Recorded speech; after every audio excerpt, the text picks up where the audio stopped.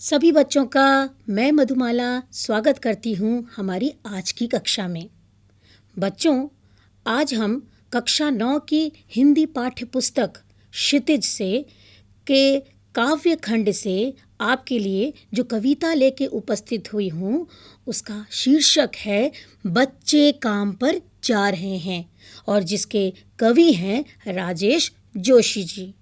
तो बच्चों, जैसा कि आप लोगों ने शीर्षक सुना कि बच्चे काम पर जा रहे हैं, लेकिन बच्चे कौन से काम पे जा रहे हैं, उनका असली काम क्या है, इसी बात की चर्चा राजेश जोशी जी ने इस कविता में की है, जिसकी चर्चा हम करेंगे आज।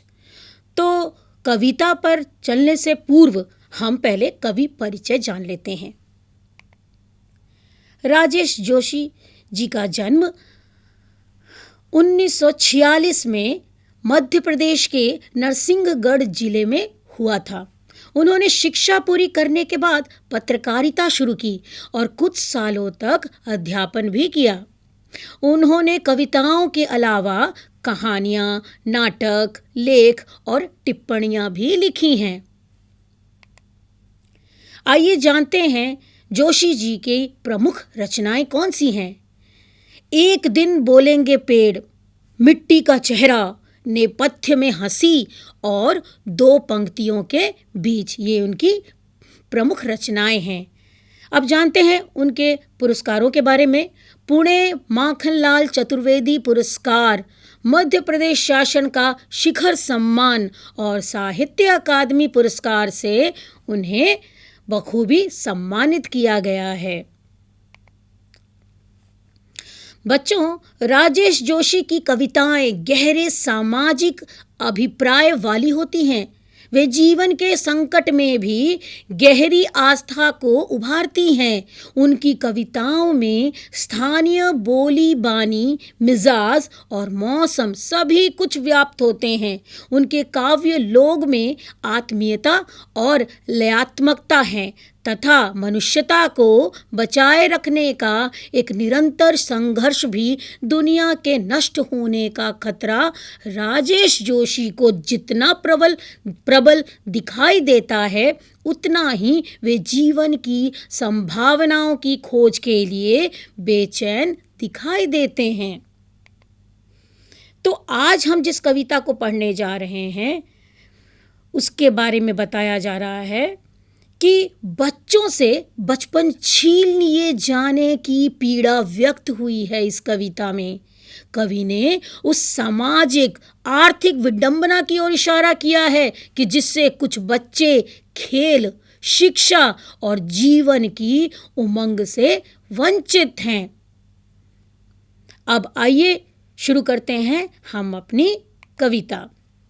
तो कविता का शीर्षक है बच्चे काम पर जा रहे हैं। तो कवि ने इसके बारे में कहा है कि कोहरे से ढकी सड़क पर बच्चे काम पर जा रहे हैं सुबह सुबह। तो जैसा कि आप इस चित्र को देख पा रहे हैं, धुंध कोहरे से छाया हुआ है। यहाँ पर आप देख पा रहे हैं कि कुछ बच्चे भी जा रहे हैं खुली सड़क पर इस धुंध में। तो यहाँ पर कवि का आशय क्या है, वो किस घटना की ओर या किस विषमता की ओर समाज की हमें इशारा करना चाहते हैं, आइए जाने इसका भावार्थ। कवि राजेश जोशी जी ने हमारे समाज में मौजूद बाल मजदूरी की समस्या को दिखाया है और हमारा ध्यान इस समस्या की ओर आकर्षित करने की कोशिश की है। कवि ने प्रथम पंक्तियों में ही लिखा है कि बहुत ही ठंड का मौसम है और सुबह सुबह का वक्त है, चारों तरफ कोहरा छाया हुआ है, सड़कें भी कोहरे से ढकी हुई हैं।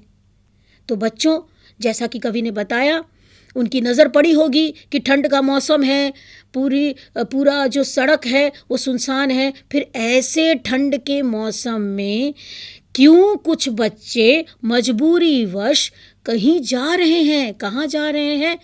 क्योंकि यहाँ पर बाल श्रमिकों की ओर ध्यान खींचने की कोशिश की गई है कवि द्वारा। तो इसी बात का उल्लेख उन्होंने इन पंक्तियों में किया है। आगे बढ़ते हैं। कवि ये भी कहते हैं कि इतनी ठंड में भी छोटे छोटे बच्चों को कोहरे से ढकी सड़क पर चलते हुए अपने अपने काम पर जाने के लिए ये बच्चे मजबूर हैं, क्योंकि उन्हें अपनी रोजी रोटी का इंतज़ाम करना है। कोई बच्चा कारखाने में मजदूरी करता है तो कोई चाय की दुकान में काम करने के लिए मजबूर है, जबकि इन बच्चों की उम्र तो अभी खेलने कूदने की है। तो जैसा कि कवि ने हमें बताया कि छोटे छोटे बच्चे सड़क पर इतनी ठंड के मौसम में जाते हुए जब दिखाई देते हैं तो कवि सोचता है कि भूख भी बड़ी अजीब चीज़ होती है। अपनी रोजी रोटी के लिए छोटे छोटे बच्चे कहाँ जा रहे हैं? काम करने के लिए जा रहे हैं। कोई मजदूरी करने के लिए जा रहा है तो कोई किसी छोटे चाय की दुकान पे काम करता होगा।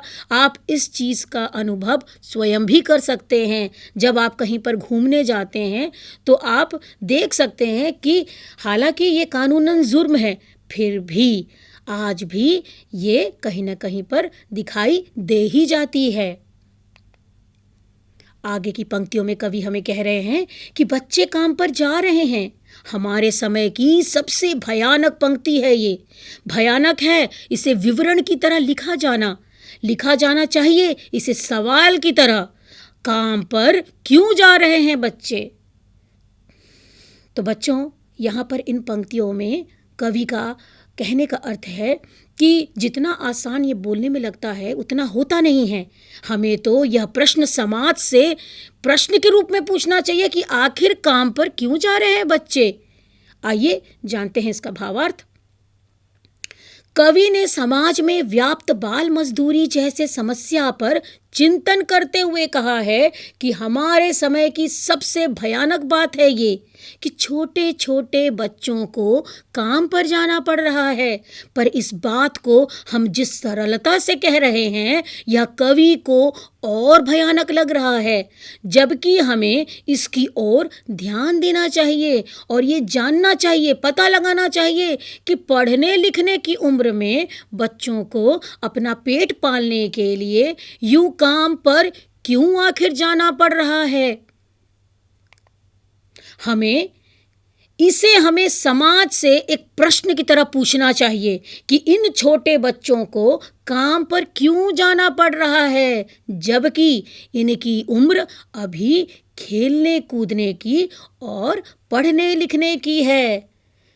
तो यहाँ पर कवि स्वयं समाज के सामने एक प्रश्न चिन्ह प्रस्तुत कर देते हैं कि ये मत बोलो कि बच्चे काम पर जा रहे हैं, इसे एक प्रश्न के रूप में पूछो कि बच्चे आखिर काम पर क्यों जा रहे हैं, क्योंकि उनका असली काम तो होता है पढ़ाई लिखाई करना, खेल कूद करना, एक जिम्मेदार नागरिक बनना। लेकिन यहाँ पर क्या देख रहे हैं कवि देख रहे हैं कि छोटे छोटे बच्चे अपना भरण पोषण करने के लिए इतनी ठंडी में जो धुंध से पूरा छाया हुआ है, आखिर वो बच्चे ठिठुरते हुए कांपते हुए काम पर क्यों जा रहे हैं। आगे बढ़ते हैं। क्या अंतरिक्ष में गिर गई है सारी गेंदें? क्या दीमकों ने खा लिया है सारी रंग बिरंगी किताबों को? क्या काले पहाड़ के नीचे दब गए हैं सारे खिलौने? क्या किसी भूकंप में ढह गई हैं सारी मदरसों की इमारतें? तो यहाँ पर आप देख सकते हैं कि कवि इन पंक्तियों में ये बता रहे हैं, हमसे ही सवाल पूछ रहे हैं, हम अर्थात समाज से, कि क्या ऐसा हो गया, क्या ऐसा हो गया। तो इस तरह की जो प्रश्न चिन्ह है वो हमारे सामने प्रस्तुत कर रहे हैं। तो आइए जानते हैं इसका भावार्थ। कवि बाल मजदूरों को सुबह भीषण ठंड और कोहरे के बीच में अपने अपने काम पर जाते देखता है, जिससे क्या होता है कि कवि को हताशा एवं निराशा से वह भर जाता है। इसी कारणवश कवि के मन में कई तरह के सवाल उठने लगते हैं। कवि को यह समझ में नहीं आ रहा है कि आखिर क्यों यह बच्चे अपना मन मार कर इतनी सुबह सुबह ठंड में काम पर जाने के लिए विवश हैं। कवि सोचता है कि क्या खेलने के लिए सारी गेंदें खत्म हो चुकी हैं? क्या आकाश में चली गई हैं सारी गेंदें? क्या बच्चों के पढ़ने के लिए अब एक भी किताबें इस दुनिया में नहीं बची हैं? या सारी किताबों को दीमकों ने खा लिया है? क्या बाकी सारे खिलौने कहीं किसी काले पहाड़ के नीचे दब गए हैं, जो अब इन बच्चों के लिए कुछ भी नहीं बचा है? इन बच्चों को पढ़ाने वाले मदरसों एवं विद्यालय क्या भूकंप में टूट चुके हैं, जो ये बच्चे पढ़ाई लिखाई खेल कूद को छोड़ करके अब काम पर जा रहे हैं? तो कवि ने एक भयानक सच्चाई बाल श्रमिकों से जुड़ी हुई ये हमें बताने की चेष्टा की है कि जब क्या ये सारी चीज़ें हो गई हैं, क्या अंतरिक्ष में सारी गेंदें चली गई, क्या ऐसा हो गया, क्या किताबें को ऐसा हो गया, क्या इसको ऐसा हो गया? तो ये सारे प्रश्न पूछने का असली मकसद है कि ये हम सबके सामने सवाल खड़ा कर रहे हैं कि जब ये सारी चीज़ें हैं तो फिर बच्चे आखिर काम पर क्यों जा रहे हैं? क्योंकि उनको तो पढ़ाई लिखाई करना चाहिए, उनको तो खेल कूद करना चाहिए, है ना? आगे बढ़ते हैं। क्या सारे मैदान, सारे बगीचे और घरों के आंगन खत्म हो गए हैं एकाएक? एकाएक का अर्थ होता है अचानक। तो यहाँ फिर से उन्होंने समाज की यही विषमता है कि वह इन सब गंभीर समस्याओं पर कवि लोगों का ध्यान केंद्रित करना चाहते हैं। तो यहाँ पर कवि कहते हैं कि क्या बच्चों के खेलने की सारी जगह खत्म हो चुकी है? ये सारे मैदान जहाँ बच्चे खेलते थे, सारे बगीचे जहाँ पहले बच्चे खेला करते थे, सारे घरों के आंगन जो क्या सारे खत्म हो गए हैं, जो इन बच्चों के पास अब कुछ भी नहीं बचा है, इसीलिए ये सुबह सुबह काम पर जा रहे हैं। फिर से उन्होंने समाज पर कटाक्ष करते हुए यह प्रश्न किया है। उन्होंने कहा है कि क्या घरों के आंगन, क्योंकि ज़्यादातर छोटे बच्चे हैं वो आंगन में ही खेला करते हैं, जितने भी बाग बगीचे हैं बच्चे वहाँ पर पार्क में, बगीचों में घूमने खेलने जाया करते हैं। तो कवि ने ये पूछा है कि क्या आंगन, बाग बगीचे, ये सारी जगहें खत्म हो चुकी हैं? अगर नहीं, कुछ उनके लिए क्या खेलने का कोई स्थान नहीं बचा है कि अब बच्चे काम पर जा रहे हैं? अगर वो काम पे जाएंगे तो खेलेगा कौन? तो इस तरह का प्रश्न चिन्ह उन्होंने समाज के सामने प्रस्तुत किया है। आगे देखते हैं पंक्तियों में। तो फिर बचा ही क्या है इस दुनिया में? कितना भयानक होता अगर ऐसा होता। भयानक है, लेकिन इससे भी ज़्यादा यह कि है सारी चीज़ें हस्ब मामूल, अर्थात जैसी थी वैसी ही हैं। ठीक है, तो यहाँ पर कवि कह रहे हैं कि इस दुनिया में अब कुछ लगता है बच नहीं गया है। ठीक है, जो चीज़ें सारी खत्म हो गई थी, क्या वो चीज़ें सचमुच में ख़त्म हो गई है? इसलिए बच्चों के पास कुछ भी खेलने घूमने करने के लिए नहीं बचा है, इसलिए वो काम पर जा रहे हैं। तो इस तरह का प्रश्न उन्होंने हमारे सामने रखा है। आइए जानते हैं इसका भावार्थ। कवि का कहना है कि अगर ये सच में ऐसा होता है तो वह कितनी भयानक बात है, और इस दुनिया के होने का तो कोई अब अर्थ ही नहीं रह गया। परंतु कवि को इससे भी ज़्यादा भयानक तब लगता है जब उसे याद आता है कि बच्चों के खेलने कूदने की सारी चीज़ें उपलब्ध हैं और उसके बाद भी बच्चे काम पर जाने के लिए विवश हैं। इसी कारण कवि हताश एवं निराश हो जाता है। कवि अपनी इन पंक्तियों के द्वारा समाज में चल रहे बाल श्रम की ओर हमारा ध्यान खींचने में पूरी तरह से सफल होते हैं। कवि के अनुसार बचपन, खेलकूद, पढ़ाई लिखाई एवं बच्चों के विकास का समय होता है। इस वक्त उन पर कोई भी किसी भी तरह का बोझ या जिम्मेदारी नहीं होनी चाहिए। आगे बढ़ते हैं। आगे की पंक्तियों में कहा है जोशी जी ने कि पर दुनिया की हजारों सड़कों से गुजरते हुए बच्चे, बहुत छोटे छोटे बच्चे काम पर जा रहे हैं। तो जैसा कि बहुत ही सरल शब्दों में इन्होंने सरल भाषा में ये बता दिया गया है कि दुनिया में हज़ारों सड़क हैं, वहाँ से छोटे छोटे बच्चे सभी अपने काम पर जा रहे हैं। वास्तव में वो क्या कहना चाहते हैं? कवि की सोच ये है कि दुनिया में स्थित सभी खेल खेलने कूदने की जगह एवं चीज़ें क्या ख़त्म हो गई हैं और इसीलिए बच्चे काम पर जा रहे हैं।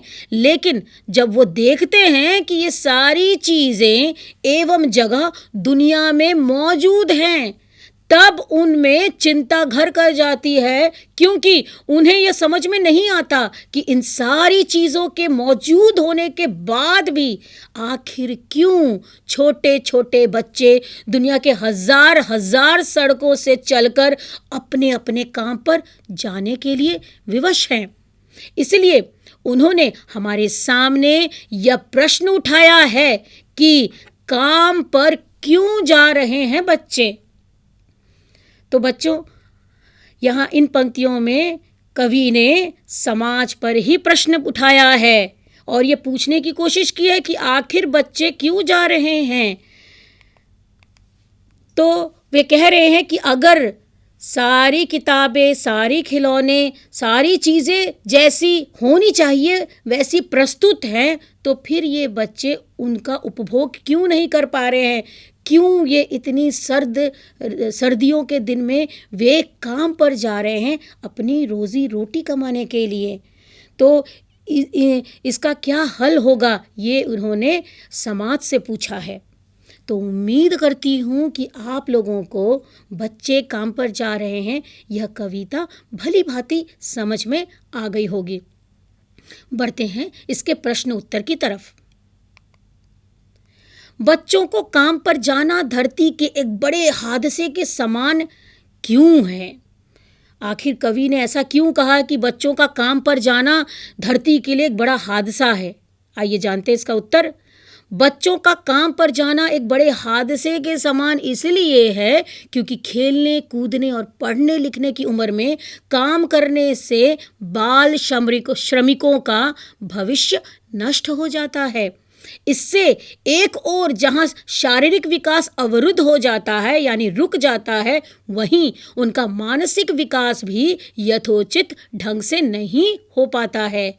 ऐसे बच्चे जीवन भर के लिए और कुशल श्रमिक बनकर रह जाते हैं और इससे उनके द्वारा समाज और देश के विकास में उनके द्वारा जो योगदान दिया जाता था वो नहीं मिलता है, जिससे प्रगति की दर मंद पड़ जाती है। अगला प्रश्न है, बच्चों को किस समय और कहाँ जाते हुए देखकर कवि को पीड़ा हुई? तो जैसा कि इन पंक्तियों में बताया गया था कि सर्द रातों का मौसम है और सुबह सुबह ढकी हुई सड़कें हैं कोहरे सी, तो आखिर कवि ने उन सर्द के मौसम में ऐसा क्या देख लिया जिससे उन्हें पीड़ा हुई? उत्तर जानते हैं।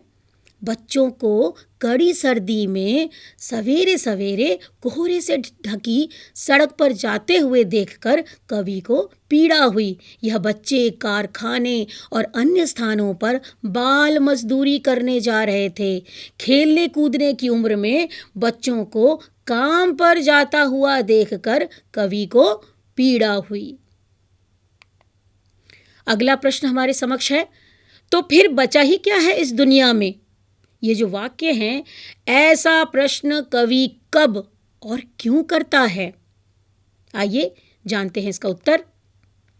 कवि ऐसा प्रश्न तब करता है जब देखता है कि बहुत छोटे छोटे बच्चे काम पर जाने को विवश हैं। कवि सोचता है कि बच्चों के खेलने और पढ़ने के दिन हैं। क्या किताबें, खिलौने, गेंदें, विद्यालय आदि सभी नष्ट हो चुके हैं? अगर हो चुके हैं, यदि हाँ, तो दुनिया में जीने के लायक अब कुछ भी नहीं बचा है। तो बच्चों, यहाँ पर मैं समझती हूँ कि अब अंत होता है हमारे प्रश्न उत्तर का, और ये आशा करती हूँ कि आप लोगों को बच्चे काम पर जा रहे हैं इस कविता को आप भली भांति समझ गए होंगे। तो इसी के साथ अब विदा लेती हूँ। नमस्कार।